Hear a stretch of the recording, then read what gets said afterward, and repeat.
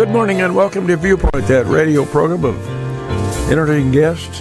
And let me see what else we do up here. Politicians and perspectives, yes. Oh, I knew there was something else. Flash, by the way, the ratings have gone up in the Viagra Triangle between Burton Beeson and Rodwell. We're now up to 10 listeners between us. Wow. So, all right. Seriously, we always try to start Viewpoint with a kudo or two, and this is a serious one. November the 5th, again, the Eminence Christian Church is sponsoring a veterans breakfast. It's always a very nice affair, and it takes a lot of work. A young lady by the name of Marcia Fernandez is kind of the major pusher on that, with a lot of help. So I just want to give the recognition to the Eminence Christian Church folks.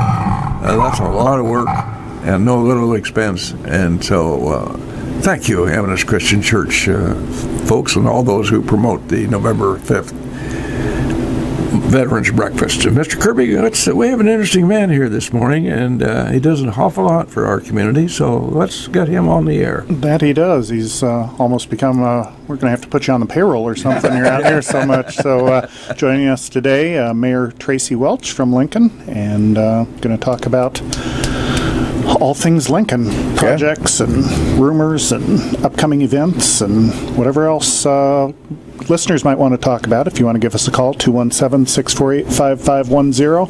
If you have a question or comment for the mayor, he has dodged none that have been taken while I've been around. One caveat on there, Mr. Kirby, one caveat. All right. Be nice to the gentleman. He's putting his life on the line for us here in the city, folks. And not literally, of course, but I mean, he does a lot for us very quietly that we don't know a doggone thing about, and a nurse to the citizens' benefit in the community. So just doff our hat to Mayor Tracy Welch. Well, thank you. Doing what he does. So be nice to him if you call in. But call in and ask. You might want to ask him, I heard a rumor that there's a street problem in town. No. Do you get any complaints about the streets, Mr. Mayor? Never. Never. No. Like no, 5 times daily. I'd like the opposite. Not a day goes by. Yeah. And we've increased the revenue for our roads to almost $1 million now, which is, I think, higher than that budget's ever been. As we've talked about this on the radio before, we got a lot of road, and based on our budget, it'll take decades to go through all the roads. We're going to try to speed that up a little bit, but now we're doing our road resurfacing, and so the roads that we are taking care of through like the rock and chip patching and stuff, it's stirring up some dust, and so now the feedback has switched from thanks for taking care of our road, but now it's too dusty. So we're trying to be very mindful of that because people have allergies and medical conditions. So we're putting water on the road. It's Mother Nature's been doing that for us the last couple of days, but we put water on those roads to kind of knock some of that dust down. Well, some of us unthinking folks, and there are a lot of us out there in that category, don't stop to realize that there are folks with medical problems that certain types of construction will exacerbate. And so I never thought about that, Lloyd. Yeah. And I've got all kinds of allergies, so I would have thought about it, but guess not. So. I got a call from a lady last week that she said my son, we had to go back to the doctor, and he had to get on a different steroid because of the dust being kicked up. And, so then the next step is calling our street superintendent, Walt Landers, and saying, hey, we got an issue down on 3rd Street. What can we do about it? 3rd Street happens to be that street right now, but those other targets we hit, we'll run into the same problem. Every year we run into this topic. I think we're lucky to have Walt Landers in charge of the streets. Agreed. There's a gentleman who knows what he's doing and is a hard worker for us. So we might just doff our taps in the direction of Walt Landers, too, while we're giving out kudos or two. Yeah. What is the projection, Mr. Mayor, on the completion of this project? We just can't expect that to happen in a month or two. You have a huge problem around the city, and it's going to take a little while to run around and fill all those potholes, and in most cases do a heck of a lot more than filling potholes. Yeah. So that process, we do our targets every year, and then the council provides budget for those, and then next thing, once it's approved, we go through and get contractors to do the work. They'll work through the fall to get those targets completed, but there will reach a certain point when the weather is just not cooperative Sure. for that type of work. So we'll go as far into fall and winter as we can before we're shut down. Mr. Mayor, our city council is comprised of how many, sir? 8. And do you have a full complement seated at the tables up there right now, or are there or will there be vacancies, sir? So right now the council is full, but we are going into an election cycle. So everybody, if you're sitting in the mayor's seat, everybody on the right-hand side, which is Alderman Jones, Zerkhammer, Bateman, and Horn, they're all up for election this year. That's a lot. Yeah, we do it every 2 years. The opposite side of the council is up for election, and that happens so that we don't have a full turnover. We always have some of that institutional knowledge, Yeah. After an election cycle. Which is really important. I mean, you've got to have people up there who, the two words you use, institutional knowledge, what's going on. They can't come up there and sit down at the desk and say, well, I am an alderman and I want to do this. Yeah, like last night we were talking about an issue that spanned 5 years. In the past, as you guys know, with Fifth Street Road, that project's been going on for 25 years. So it helps to have some people that know a little bit about that. Now, there's nobody up there that's been there 25 years, but I think Kathy Horn, she might be the most senior alderperson that we have up there right now. She does a great job, too. All right. We talked about the road projects and how you kind of prioritize what gets done and so forth. We've talked on our other show about there's a new way if people do have issues with the roads that they can let someone at City Hall or let someone in city government know about those things. Can you tell us a little bit about how technology is helping with that? Yeah, so the old way of doing things, and it can still be done that way, is I see a problem, and then I pick up a phone and I call City Hall or I call the Municipal Services Building and report an issue. For those that embrace the technology, we have an app now that you can put on your smartphone, and say, for instance, we were talking about signs last night at council. If you see a sign that's in a city right-of-way, you can pull out your app, take a picture of it. It automatically puts the address in there by geolocation, and put in any other comments you want and submit it. And then that goes off to the correct department for them to take action on it. And the good thing about it is it's two-way. So now the follow-up call that says, hey, Walt, did you take care of something? The minute they take care of it and put it in the system, that person gets an alert back on their phone that gives them a status update. So we're trying to be more efficient, especially with the people that we have and the work they do, and we're also trying to make it easier for the constituents to call in issues. And if people are interested in downloading that app, what's the name of it again? It's called GoLink. GoLinc. It's in the Android and the iOS, the Apple Store. Okay. So it's for all platforms. That's a very interesting bit of technology that you're employing there. People could do that without getting out of their chair, for goodness sakes. You've made it especially easy for people to be in touch. Well, this really was a spin-off of what we had originally set out to do. The tool that we bought, we did it for code enforcement so that we could start tracking the things that we're dealing with, because as we all know, data drives the world we live in. In almost every aspect of our life, there's data. And so we can become better at the city in addressing issues, staffing, equipment, if we know the types of things that we're dealing with and how often we are dealing with them. So that's what we're doing now. We're kind of in a data harvesting cycle right now because it's still relatively new. But this other piece, it really helped us out. And then there's another component which we haven't used where we can just push out alerts to anybody that's subscribing. So if we got a road closure, we can say, to the app, stay away from this road, it's going to be closed today and tomorrow. We haven't used that yet, but it's a capability of that tool. But the thing of it is, Mr. Kirby, is we have to have somebody in the city hall who knows what the heck they're doing on the receiving end of that. Yes. And it takes a lot of expertise and a lot of dedication to learn new things. We just can't continue to do things like we used to do in Mayberry, Illinois. This is Lincoln, and we're growing. Speaking of growth, I noted in this morning's paper, Danny Tackett's column, we have a couple of industries that he wrote about. One, of course, we've seen has been very evident, cable being buried all over the city. Broadband cable, what's that going to do for the subscribers in Lincoln, Illinois, Mr. Mayor? Well, if you read the marketing material for that company, they'll deliver faster speeds for lower cost. So, the old people, is that very important? It depends on how technical you are. I'm not being facetious. I could care less whether it comes with 5 gigabytes or 2.5 gigabytes. Yeah. It's for those people that for instance, myself and many others, after COVID, we're in now a work from home environment.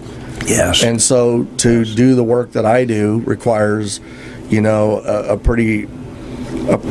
a pretty high speed of broadband. So I'm with Comcast now, and I'm not plugging Comcast at all or anybody, but I'm just saying, those companies, they come in and they give you certain speeds at certain rates, and where I3 is trying to get into the market is their fiber.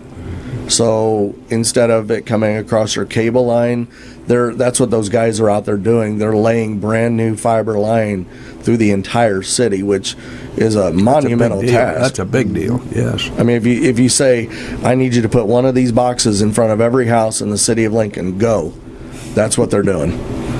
And they're putting those boxes there so that if you do decide to be a subscriber, then they'll come out and then they'll trench from that box to your house and get you all set up with fiber. So that's what those crews are out there doing right now.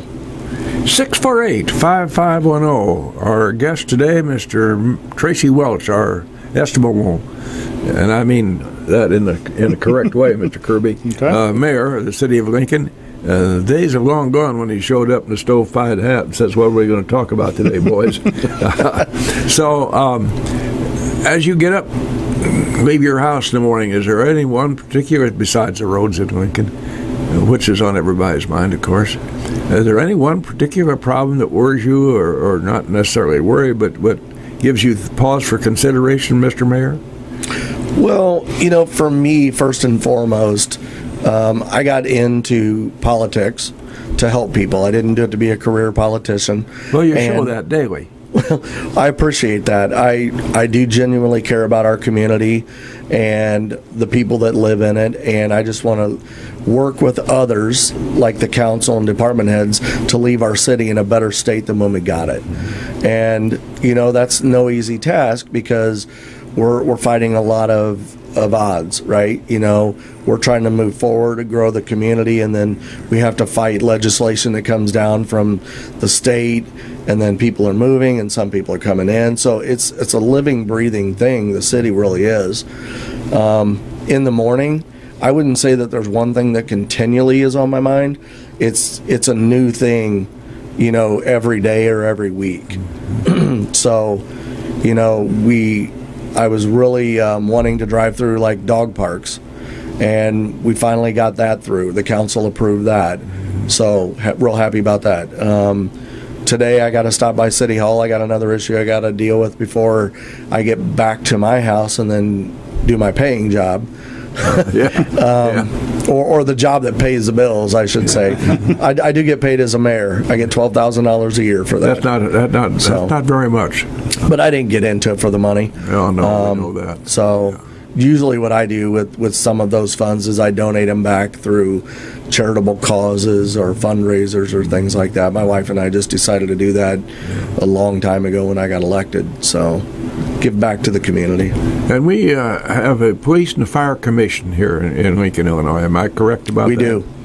And do they make recommendations to the mayor for hiring, or to whom do they make recommendations to fill a position that's open? So that group is autonomous to the council. They do all of the vetting of the candidates, the interviewing, and then once they decide who they want to hire, then they come to the council and ask permission. Mm-hmm. Typically that money's already budgeted. Mm-hmm. It's just getting the approval of the council to bring on that additional person. So we're either backfilling. The conversations get a little deeper when we're trying to add to our current staffing levels. But as you know, with police and fire, those are the men and women that we need out there. Oh, they're the ones that protect us. I think I remember before they made the change to move the police department out where they did, incredibly crowded the offices were. Incredibly crowded, and you wonder how in the world they even functioned. Has this worked out pretty well to have the police station out there on 5th Street in the old school? Yeah, it seems to. I've been in that building a number of times, and they've got a lot of space to move, a lot of desk space. They have exercise facilities in there so that they don't have to go elsewhere. We have a nice training room in the center of that building that people can come into town, and they do a lot of law enforcement training at that building. The administration offices are off to the side. If you remember the way it was before, it was like they were doing all that stuff I just mentioned in like 3 or 4 little rooms. Yes. Oh, yeah. So they were eating lunch off of the desk that they just processed evidence on. So we've come a long way. I know there's some mixed feelings on that building, and we're still tweaking it. It could be a little bit more energy efficient, but it was still the right move for the city. I would think that the city fathers and mothers, you have to always include the mothers too, boy. But seriously, I would think the citizens of Lincoln would be tickled to death with what we're doing with our fire department and our police department. We have people who are dedicated, and it isn't the greatest paid job in the world. And it takes a lot of that very word dedication to want to do that. So while we're passing out lifting our hats, let's lift our hats in the direction of our city police department. And the boys have to get out at 2 in the morning when the fire starts and somebody's out of the house. Mm-hmm. Yep. I'm going to have to start wearing a hat to this show. As much as we're doffing them. We talked about some of the heavier issues, I guess, that you deal with, or maybe not so fun. You've got a couple events coming up, I know, where you get to see some of the community, and maybe as well as some younger members of the community as well. So you want to put a plug in for those things that you've got on the calendar? So every year we do Trick or Treat with the Mayor, and that was started before I was the mayor. And it's a great community event for the younger kids to come out, and they come to Latham Park. I try to dress up every year. Still working on that costume. All right. Wondered if you were going to reveal it. Well, we're either going to get a new one or pull an old one out, but we'll see. But it's a great opportunity to get the kids out and their parents, and then also as the kids come downtown and we give them some candy and a map, they go to all the businesses downtown that are participating in that event. So it's a great opportunity to showcase the stores and the shops and all of that we have downtown, so that the parents that are walking around maybe can come back later with friends and do shopping or things of that nature. So that's a multifaceted event that I think is phenomenal. We should keep doing it. The other one that I kind of started up, I've done it once already, and we're going to do it again in November, was Coffee with the Mayor. Yes. So the reality of it is that the community doesn't get an opportunity very often to speak with their elected officials. And so I decided, instead of having them come to City Hall or things of that nature, I'll just go to them. So we went to Guest House last time. We booked that thing from 9 to 10, and I didn't get out of there until past 11 because I said I'd stick around and answer questions as long as there were questions. And there was a good showing. So people come out, get a free cup of coffee on me, and and then ask I their didn't get questions. one. Could you just slip me the couple of A free cup of coffee? Could you just- Sure. Bring a cup of Bill. 648-5510. The number to call is for our mayor of the city of Lincoln, Tracy Welch, doing a heck of a job for us. But we have to take a couple of seconds and pay attention to our sponsors. Go right ahead, Mr. Reich. Welcome back to Viewpoint, your program of personalities, politicians, and perspectives. We have a gentleman who might qualify under the guise of politician, but the truth of the matter is, Mr. Kirby, he's not a politician in that sense of the word. He's a community servant. Our mayor, Mr. Tracy Welch. We're lucky to have people like Tracy Welch who want to give the service to their communities, because every community needs somebody to have a hold of the reins and run the horse down the road. So, Tracy, we appreciate your taking your time to a busy day. Every day is busy for the mayor. He's got something on the table every day. And sometimes they're really important, sometimes they're not so, but he has to take care of them anyway. So, what is how are you furnishing the money for the highway, the roads in the city of Lincoln? That's just an expensive operation. It is. We budget every year for that through the MFT funds, and some years they go further than others. As you know, the cost of material is just going up for everything. Yes. Fortunately, when we had our targets this year, we came in. We had budgeted, I think the numbers last night were around $440,000, somewhere in there, and the contractor came in at around a little over $300,000. So we're going to hold on to that money. We normally would put that back into additional roads, but as I mentioned earlier, we're running out of good weather, and so we're going to set that back and then see what we can get done next year. But it's just another thing that we have to budget for, and it's a significant portion of money. Well, the automobile dealers ought to appreciate the fact that we probably created a little extra business for them. A car come along and hit a pothole pretty heavy and bend the frame a little bit. Yeah. So, we have some of these roads are really in terrible shape. So, but you and your street and alley committee, they're in charge of that, and you have plans for it. You're not ignoring the problem. Yeah, I would say with the potholes and things like that, even as the mayor, I'm subject to that stuff. If I go out back of my house, there's a pothole. I wouldn't even call it a pothole. You could drive your car in it, and it's like a lake, like right now with all the rain. So I do what everybody else does. I get on the horn and I call it in, and then they come along and they'll patch it. But that's the cat and mouse game with alleys and things like that, is because as soon as we patch it, then cold weather, as we know in Illinois, like we're getting ready to go into our cold season, the water will seep in and it'll pop those patches out, and then they're right back there doing it in the spring. So, but potholes, I'd say great opportunity to use the new app. Take a picture of it if you see it and send it in, but I do the same thing. If I see a hole, I get on the horn and say, what's the current state of what we're doing with this? You know, in days long, and I've emphasized long gone by, we had a councilman with the name of Dobby Shea. Now, Dobby was always in charge of Streets and Alleys Committee, and he knew every street and every alley and where all the sewers were located. He was really a bright man. Now, a little basketball once in a while, but he got the job done. We might need more Dobby Shays today, but you still have to have the money. You do. And therein lies the problem. It's not a matter of lack of attention. Everybody, I'm sure, in the city department knows we have bad streets. You hear it from somebody every day.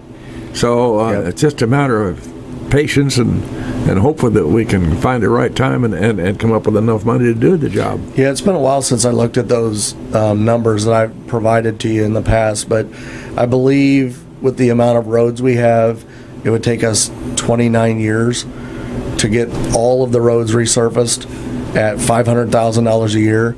So now that we're at $1 million, if future councils will maintain that level, then we've knocked it down to 15 years. So, I don't know if that's an incentive, but we cut that time frame in half, and we need to keep building that fund. And eventually then we'll get into a maintenance mode, which will be a little bit more cost effective. But right now we're constantly playing catch up. And I was thinking last time we spoke about road conditions and things, you mentioned to me there was a little bit more of an emphasis now on the alleys than there has been in the past, or those were being taken care of a bit more. Can you kind of tell us anything about that? Yeah, so in the past, the council has got road resurfacing targets. Now they're getting, and what I mean by targets is we have a program that we've purchased, and it has all the conditions for every road, the type of materials that road is made of, how old it is, and as long as we maintain that data and do those inspections every year, then that will help us identify the roads that need the most attention. And then we took it a step further and we said, look, all the roads that need attention may be in Ward 1. That's not fair to Ward 2, 3, and 4. So give us the most important targets across all of the wards so everybody gets a little bit of the love, right? And so next thing we're doing is, and Alderman Hopeful was really instrumental in this, was, let's start working on our alleys too. Because we get a lot of calls about alleys. I get them all the time. And so now we're going to do alley targets. So maybe we'll get that big sinkhole in my alley fixed sometime. I don't know. But yeah, we're working on alleys. And another good thing we did was to get that $1 million was we looked at video gaming, which is another hot topic at City Hall anyways. And we increased the fee per terminal, and we put all of that money back into roads. So we said, if the gaming machines are going to be here, let's at least take the revenue or what we can from it and put it back into something for the infrastructure. Lloyd, I'm a little bit ambivalent about this video gaming thing, the same as I am for medicinal marijuana. Human nature being what it is, people like to gamble. But the unfortunate truth is that some folks gamble who really ought not to go near any gambling facility, because that's going to take something off the table for their kids. And I worry about that sort of thing, because I think there's a morality problem there. But you can't prevent people from going over to Peoria to the riverboat. Gaming is gaming, and people are always going to gamble. That's been going on forever. Yep. But I just worry about people taking advantage of an easy way to gamble away their hard-earned bucks, and when they get home, they don't have anything to bring into the front door. There's a lot of opportunity in this town for gambling, which we've addressed. Without taking a deep dive into the gambling topic, we sat down, myself and the Liquor Commission, a number of months ago and worked with Julie Landers, Walt's wife, in the clerk's office, because she maintains all of our licenses for us. And we identified that there was 240 gaming terminals in the city of Lincoln. That's staggering. 240. And also those gaming establishments typically have marketing materials, and there was flags up and down the road, and the morality aspect is one, but what concerns me is the appearance of the city when people come into town. And I had started getting feedback from people who hadn't been here in years. It's like, that place is turning into Little Vegas. And that's when I knew we had to kind of take a step back and look at it. Now, I don't want people that work in those establishments or run them to think that we think what they're doing is bad. I think they're providing a business in town just like any other business. Whether you choose to use that business or not is up to you. But I'm just saying that from our perspective, we have a responsibility to grow this community. And when people are looking for a place to bring their kids and raise a family, they look at things like 240 gaming terminals, and do we have good schools, and are the roads good? So, everything we do is to grow the community and make it better. Sure, that's your job. That's why you're serving it. Speaking of human nature, gambling being part of that, it's inevitable that some dude or some dudess, as the case may be, have something that bothers them. And so they hit the city hall doors to go in to complain.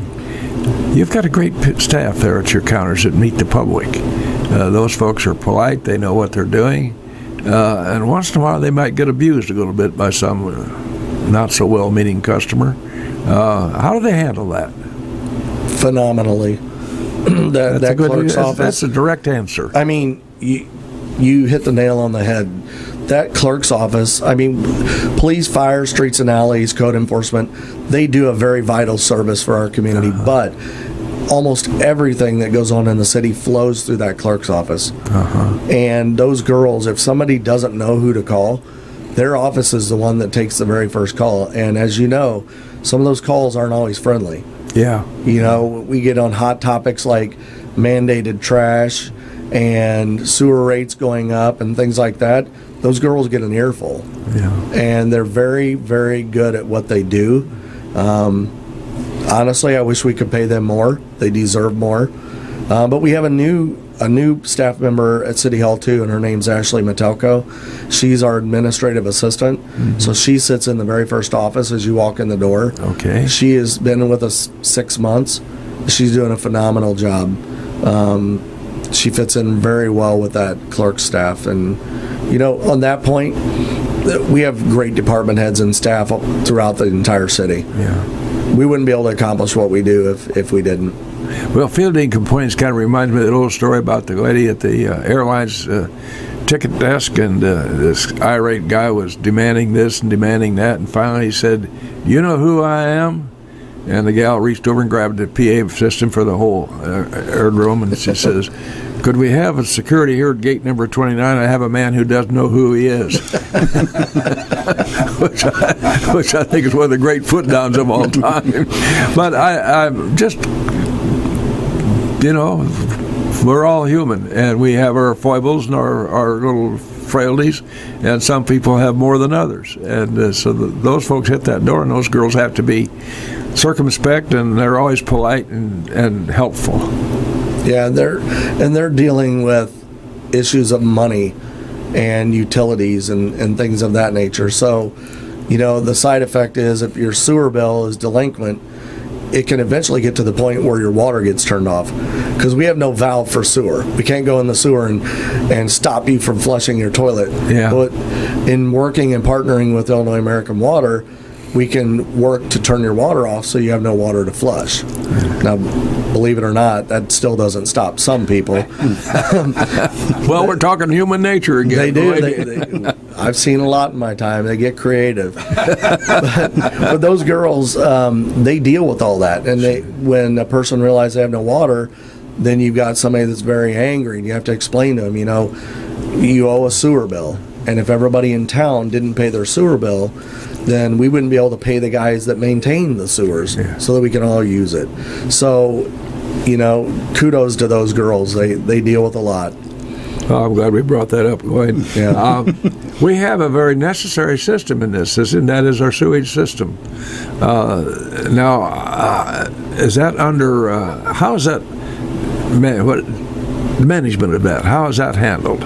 So we contract with a company called Veolia, and they have a budget every year that by contract we pay them to maintain the sewers. And the gentleman that's out there right now, Andrew Bounds, you're probably familiar with Andrew's name. Very sharp guy. I'm glad to hear that. I hear nothing but good things about my young friend Andrew. Yep.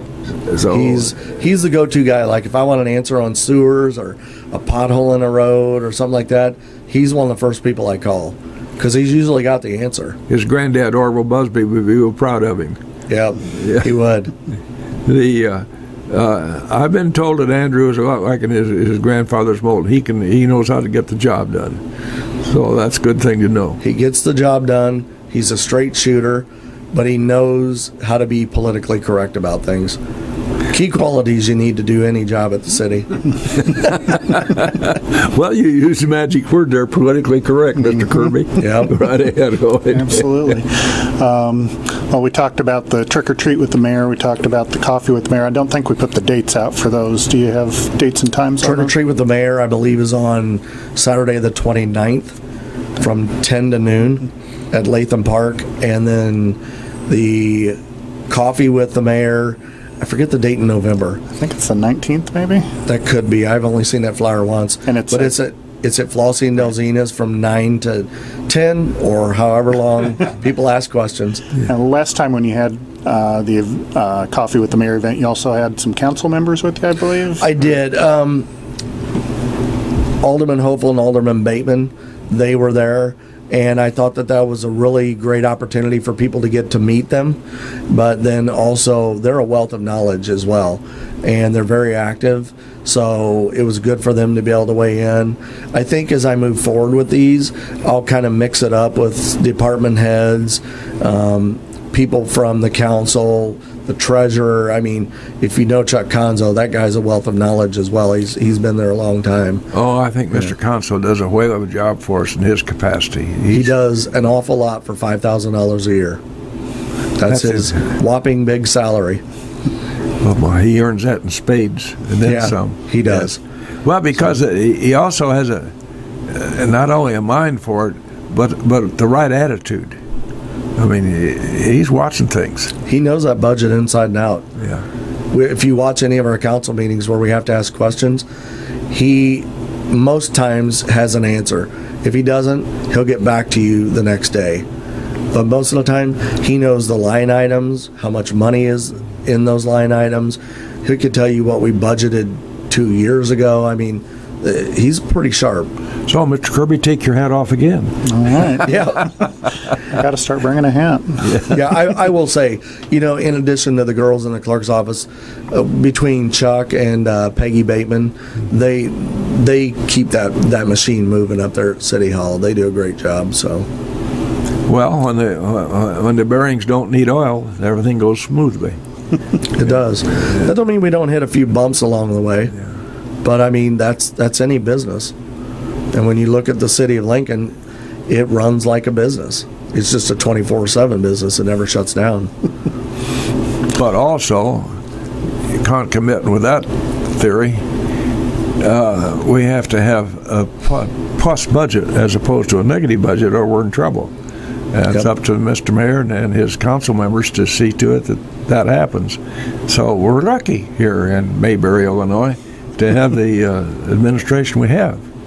We have a very healthy budget right now. We always have to be mindful of that so that we don't make poor choices.